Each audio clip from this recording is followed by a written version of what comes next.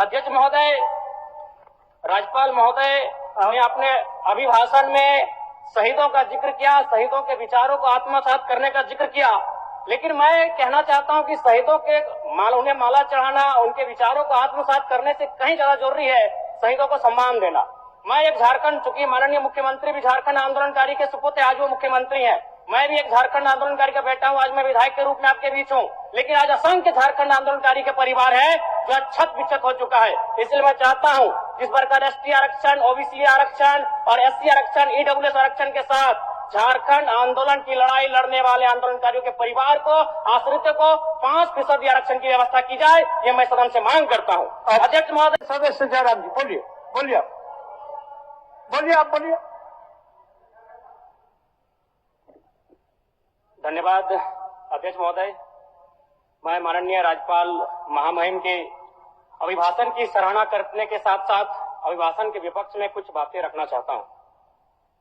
माननीय राज्यपाल के अभिभाषण क्रम संख्या 6 में केंद्र सरकार से 1,36,000 करोड़ वापस लाने की बात कही है और सही भी है, और हर एक राज्य को उसका बाकी पैसा मिलना चाहिए, उनका हक मिलना चाहिए। लेकिन अध्यक्ष महोदय, मैं आपके माध्यम से सरकार से पूछना चाहता हूं कि राज्य के सभी बैंकों ने मिलकर 2019 से 2024 तक 5,55,018 करोड़ रुपए दूसरे राज्यों को भुगतान करने का कार्य किया है। बैंक में जो पैसा डिपॉजिट होता है वो दूसरे स्टेट को जाता है, और अगर अभी देखा जाए तो झारखंड का सीडी रेशियो मात्र 36% है, जबकि आप तुलनात्मक अध्ययन करें तो आंध्र प्रदेश का सीडी रेशियो 110 के आसपास होता है, तमिलनाडु का सीडी रेशियो 115 के आसपास होता है। और सबसे महत्वपूर्ण बात कि बैंकर समिति के अध्यक्ष माननीय मुख्यमंत्री होते हैं। अगर इस पैसे को हम लोग बचा के अपने राज्य में ले आते हैं तो लोन के माध्यम से यहाँ के युवा, यहाँ के महिलाओं को अगर निर्गत कराते हैं तो बहुत बड़ी समस्याओं का निदान होगा। इसलिए मैं चाहता हूं कि सत्ता का ध्यान इस ओर आकृष्ट हो। मैं आगे अध्यक्ष महोदय, राज्यपाल महोदय ने अपने अभिभाषण में शहीदों का जिक्र किया, शहीदों के विचारों को आत्मसात करने का जिक्र किया, लेकिन मैं कहना चाहता हूं कि शहीदों के उन्हें माला चढ़ाना, उनके विचारों को आत्मसात करने से कहीं ज्यादा जरूरी है शहीदों को सम्मान देना।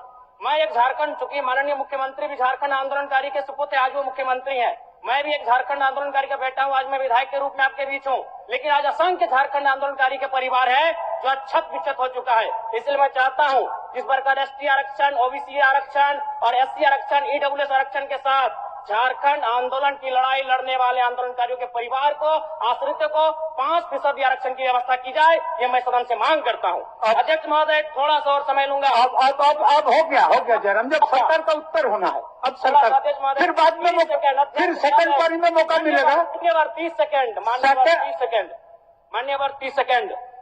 चलिए बोल लीजिए। राज्यपाल महोदय के अभिभाषण में इको टूरिज्म डेवलपमेंट कॉर्पोरेशन निर्माण की बात कही है, जो कि सराहनीय है, और मैं चाहता हूं मेरे क्षेत्र में एक पारासात में पुत्रीगढ़ी आता है और डेलिया डैम आता है, उनका उस दिशा में भी डेवलपमेंट करने की दिशा में आगे बढ़ा जाए। और सबसे महत्वपूर्ण बात जो झारखंड के नाम में छुपा है, झाड़ और खंड, झाड़ यानी जंगल, खंड यानी जमीन भूभाग, एक बहुत बढ़िया संबोधन अभिभाषण रहा महोदय, जिसमें उन्होंने जीएम लैंड की जो रसीद 2017 में रोकी गई थी उसकी रसीद पुनः काटी जाएगी। लेकिन मैं साथ ही साथ यह भी चाहता हूं, क्योंकि झारखंड में जितने भी उद्योग स्थापित हैं, चाहे वो रांची का एचईसी हो, दिल्ली का हिंडाल्को हो, सरकार का उत्तर माननीय मुख्यमंत्री, यदि 20-25 वर्षों के बाद उन उद्योगों की जमीन खाली पड़ी है, माननीय मुख्यमंत्री तो वापस कराई जाए, मैं आपसे ये मांग करता हूँ। धन्यवाद।